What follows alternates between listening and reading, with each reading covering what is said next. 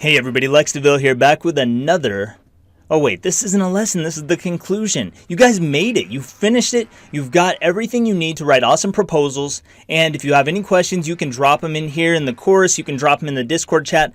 I personally prefer the Discord chat just because it's easier for me to give you a fast response. I don't always respond as fast on Udemy, because it's not where I'm hanging out all day. So I hang out all day on the Discord chat. I'll leave a link to that below in the bonus resources.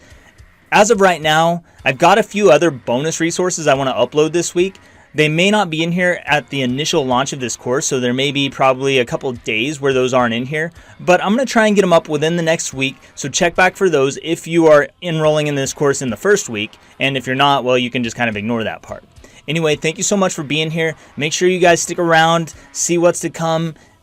If you have any questions, again, just drop in the Discord chat. It's so easy for me to help you guys out there and give you fast answers. There's freelancers in there. We've got 300 freelancers in there, back and forth, solving problems, making it happen every single day. So you can check that out. You can follow me on YouTube. Do what you want to do. But thanks again for taking the course and just sticking with me. And I will see you later.